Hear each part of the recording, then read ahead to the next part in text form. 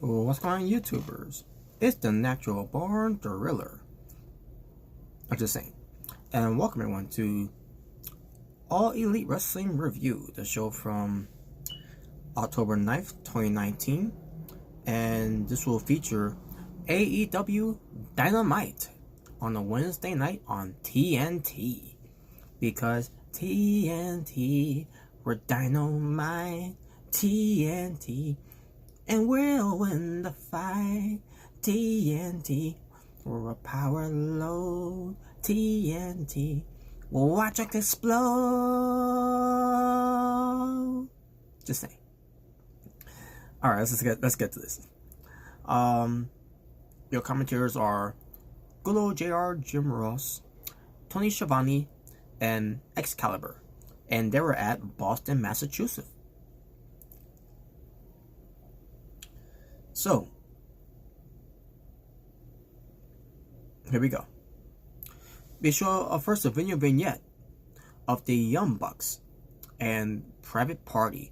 The Young Bucks in Matt and Nick Jackson, Private Party in Isaiah Cassidy and Mark Quinn, building up who they are and what they're about and why are they in AEW, and they're gonna open up the show here.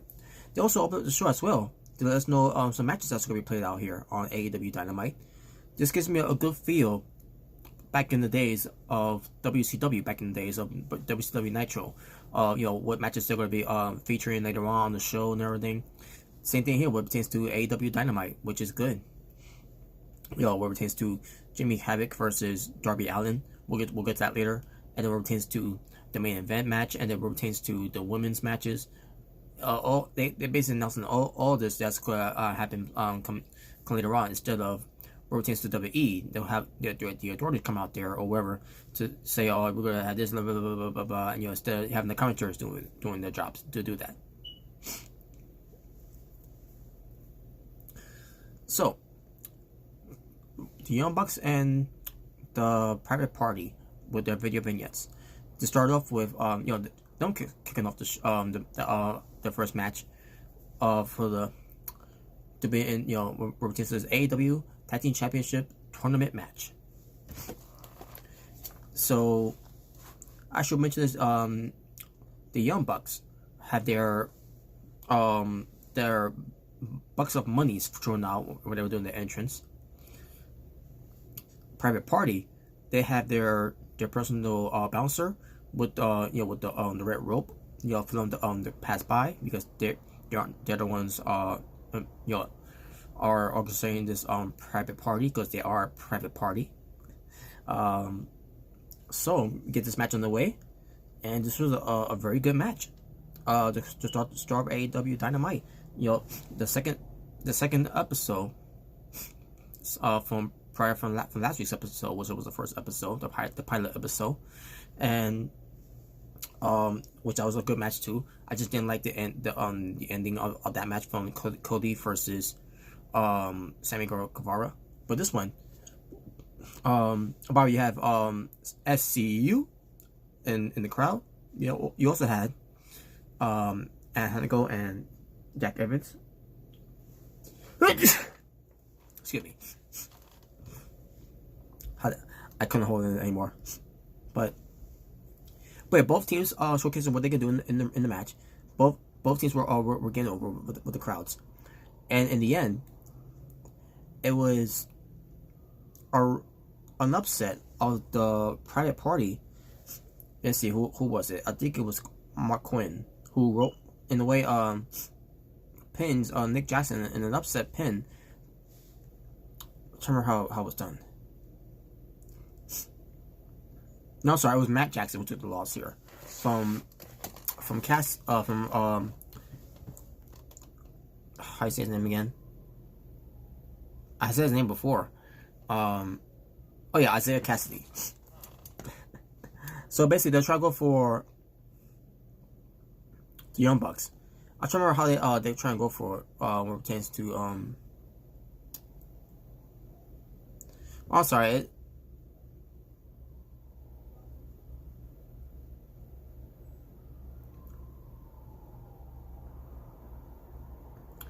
Okay, so here we go. Matt Jackson gets rolled up by Mark Quinn. Basically a sneaky roll up to get the win, and a shocking win. In a way, it probably shocked a lot of people, but it kind of, to me, it didn't shock me that much because the Young Bucks are, they're starting this promotion as vice presidents, that, and I didn't think they was gonna win anyway.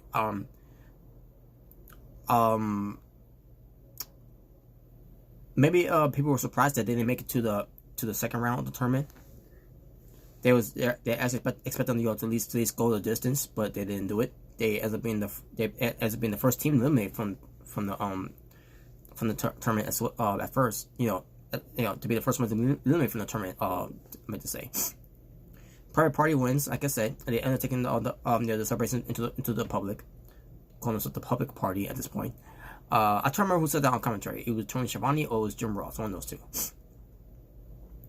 But yeah, Private Party ends up advancing, and who they'll be facing in the second round is either going to be the Lucha Brothers, or it's going to be the Jurassic Express, where it pertains to a boy and his dinosaur.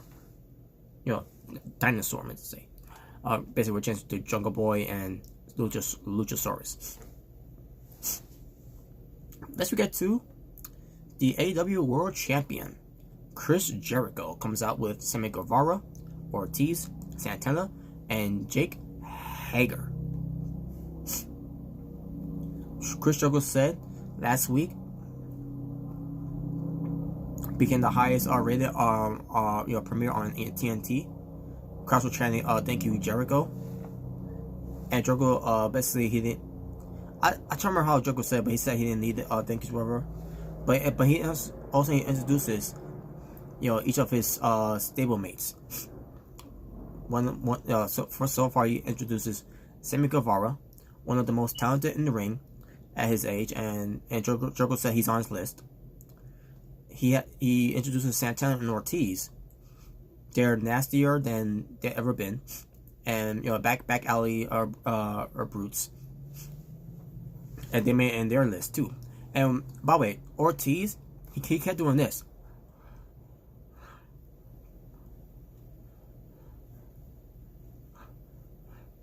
Look at all crazy and everything. I love that actually. I actually love that. But the thing is, I never seen him do that before. In Impact Wrestling when he was a heel, from pertains to LAX being heels. But in this one, he's stepping it up, because he's in AEW. He wants to look apart. He wants to look different. He wants to act different. And this is way him acting different.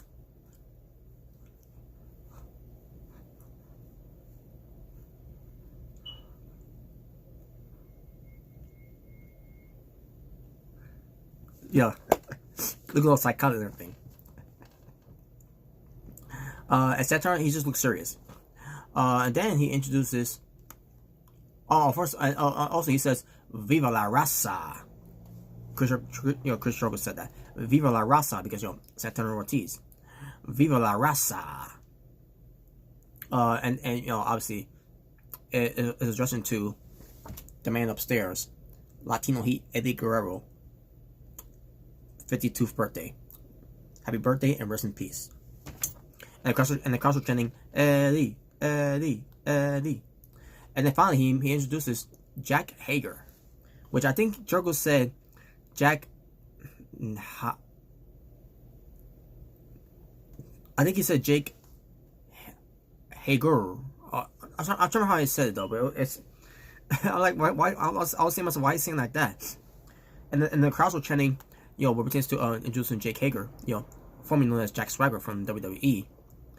The crowds were chanting, "We the people," and Jericho let them chant it. And also he says, "That was a stupid idea by creative."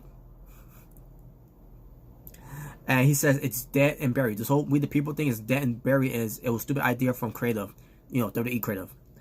And the crowds were popping for that too. Like, yeah, AEW, whatever. They were first chanting "We the people," but then all of a sudden when Jericho crept on it, they loved it. Whatever. But he praises Jack Hager of his MMA work, He's the toughest man in the AEW because of that. And he introduced her on their new stable. It's called the Inner Circle. I don't know how I feel about the name of it. Maybe it'll start growing on me later on, but that's what they're calling themselves by now. The Inner Circle. Jericho talks about Cody. He doesn't like Cody or his family. He doesn't like Dusty because he's a jerk. He doesn't like Dustin Rose. Remember how Hawaii didn't. He doesn't like him either. Thinks he's a douchebag, whatever, or something like that. And then Jericho said that he's going to beat the living shit. He literally said that the living shit out of Cody at AEW Full Gear, which is going to be on November 9th, 2019. And by the way, Jack Hager, he had that look on his face again, looking like he was high as fuck, you know. But look, he looks mean too, by the way. I love it. Fucking love it.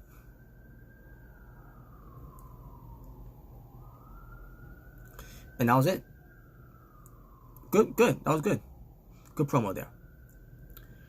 Then we get to Jimmy Havoc versus Darby Allin, where the winner will receive a #1 contendership against the AEW World Champion Chris Jericho next week on AEW Dynamite on October 16th. On the third episode of AEW Dynamite, you know. So before the match, we see Jimmy Havoc doing a promo earlier. Basically a tape promo earlier, saying that tonight is the biggest opportunity of his life when he takes on Darby Allin at a chance to be number contender to face the AEW World Champion, and basically say he loves pain. He starts hurting himself and all that, and he's basically said to Darby Allin and everyone else is going to feel, you know, Jimmy Havoc's pain. So the match happens. Match itself, it was solid. I could tell that Jimmy Havoc was not in his element because he's known to be a hardcore wrestler. Meanwhile, Darby Allin, he could do both things: be a hardcore wrestler and to be a good wrestler in the ring. And he showcased it in this match. Obviously, it was showcasing Jimmy Havoc a little bit. Darby Allin ends up getting some comeback and everything. He ends up going for the flipping stunner, and it goes for the coffin drop for the 3 count in the winner, and the first ever no more contender to the AEW World Championship title against Chris Jericho next week on AEW Dynamite. Excuse me. I'm pretty sure that's probably going to be the main event. We get to Bea Priestley and Emi Sakura, I meant to say. Yeah, Emi Sakura, who is dressed up like Freddie Prinze. Basically, she's the female Freddie Prinze. Wait, I meant to say Freddie Mercury. I'm sorry. So Emi Sakura, meant to say, is the female Freddie Mercury from Queen. That's what I meant to say. You know, with the microphone stand, the jacket, the pants, and all that. Her way of being the female Freddie Mercury from Queen, which I love, by the way. Versus the AEW Women's World Champion Riho, and her tag team partner, Dr. Britt Baker, DMD. So the match happens. Matchup ends up being pretty decent. It ends up being it starts picking up where it ends up being pretty good. In the end, it was the team of Britt Baker and Riho winning the match, with Britt Baker winning with her recent Saturn modified submission into the mandible claw, yanking the teeth of Sakura, and she taps out, and that was it. And after the match, you have Bea Priestley and Britt Baker fighting a little bit. Riho's trying separating them, and also referee was separating them too and all, which was Audrey Edwards.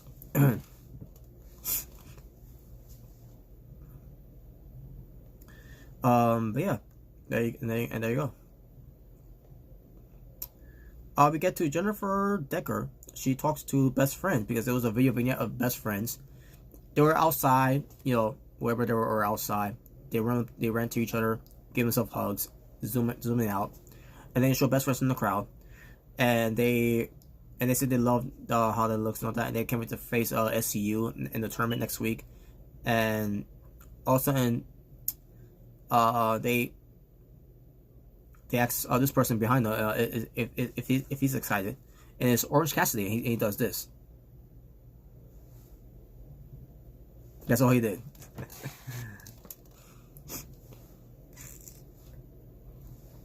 All right, next we get to Shawn Spears being accompanied by Tully Blanchard, as Shawn Spears goes up against the Mox, Jon Moxley. And I gotta love Justin Roberts, the way he announced Jon Moxley's name by saying Jon Moxley.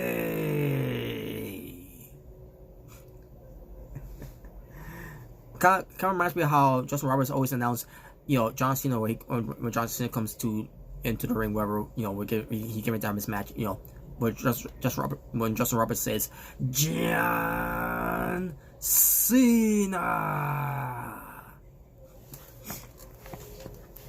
But this blew away John Cena's name, because it's Jon freaking Moxley. And meanwhile, you have Pac on commentary, and he looks unhappy. I love it. The bastard doesn't look happy, and there's a reason why. Because on commentary, he says, he's not happy being on commentary, because he's not happy that he didn't be in a match where he's going to face the AEW World Champion in the normal contention match. Meanwhile, you have Darby Allin and Jimmy Havoc in that match, and not Pac.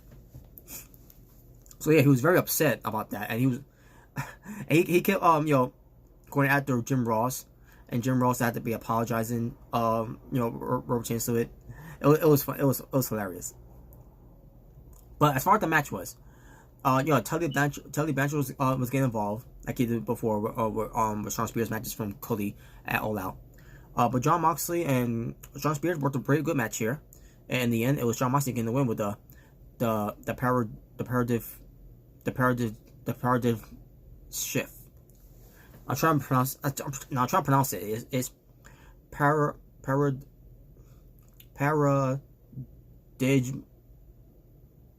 shift. Paradigm shift. Basically, it's two words. But anyways, paradigm shift. But in New Japan, he calls it Death Rider. But yeah, he hits it and gets the win. After the match, Jon Moxley was face to face confronted by Kenny Omega, who comes out with a barbed wire baseball bat and a barbed wire broom. So he passes him the baseball bat. Moxley picks it up, and they get ready to start having a sword fight with their weapons. All of a sudden, Pac runs behind Kenny Omega with a steel chair, hits him in the back, knocks him down, and as soon as he did that, I said, "Oh, you bastard!" He does some bastard shavy things, the bastard got one up on Kenny Omega from behind, and Jon Moxley was going to Pac and everything, and Pac was like, "He's all yours," and he walks away, and then Moxley had the opportunity to take out Kenny Omega with a baseball bat, barbed wire, and all that. And he says, "Nope, not going to do it." He said, "I think he wanted to do it on his own because Pac did the work for him in a way." So basically, he left Kenny Omega alone, and that was it.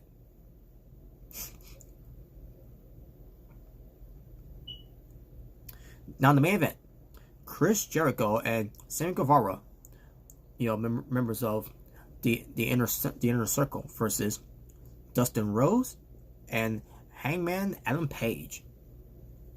And I love that Tony Schiavone referenced that Adam Page resembles Barry Windham.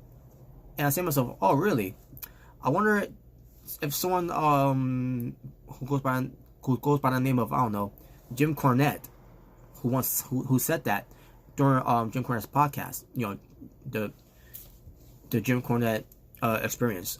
That's his podcast. With Brian Last. But yeah, because when I heard Jim Cornette's about his review of AEW Dynamite in NXT as well, where it pertains to the Wednesday Night Wars. On the podcast, Jim Cornette says that that Hangman Adam Page resembles Barry Windham, and here's Tony Schiavone saying that that Adam Page resembles Barry Windham. And I say to myself, he probably listens to Jim Cornette's podcast or whatever, or part of Jim Cornette's gives him the heads up on that, whatever. I don't know. But at the same time, it was nice. There was reference on TV for that one. But besides that, I do see that in Adam Page. He does resembles Barry Windham. So it's nice that they give him that type of rub.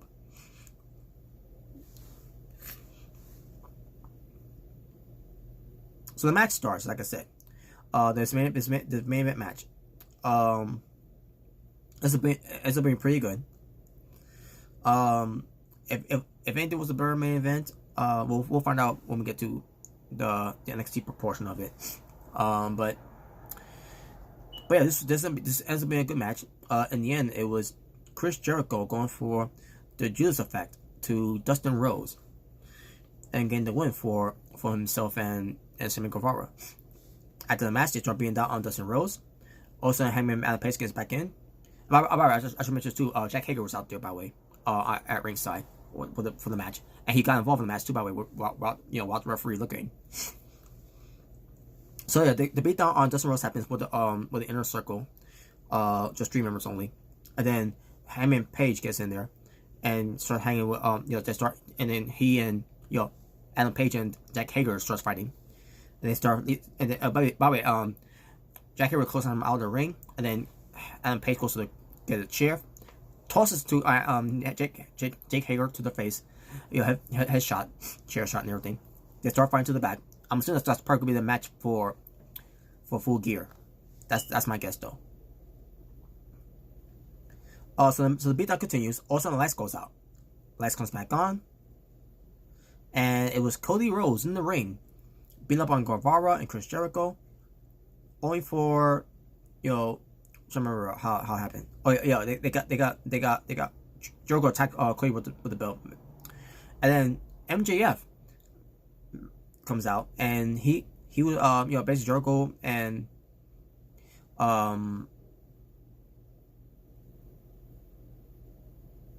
I should mention this too. Santana Ortiz came out there as well. I forgot that too.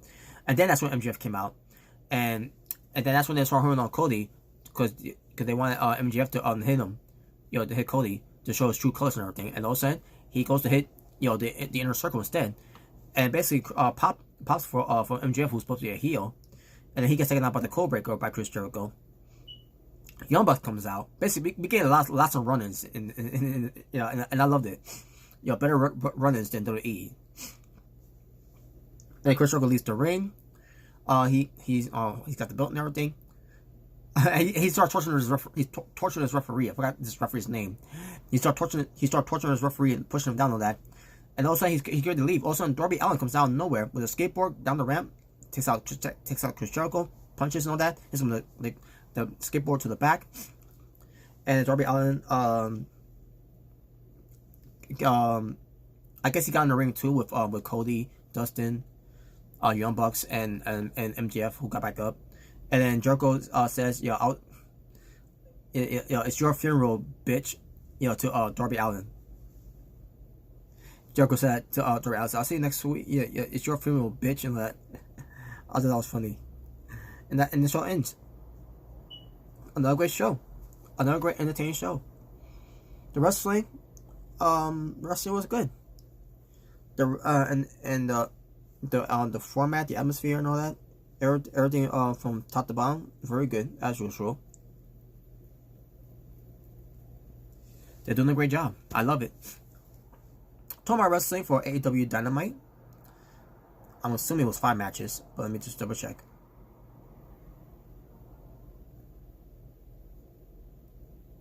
Yep, 5 matches. And my overall score for the show, I'm gonna go with an 8.5. Excuse me, an 8.5 out of 10. Very good show. Before I go, we're chance to AEW Dynamite's ratings last week, with a 1.409 million views. This week, unfortunately, went down from a 1.8 18 million views. Basically a decrease of 28%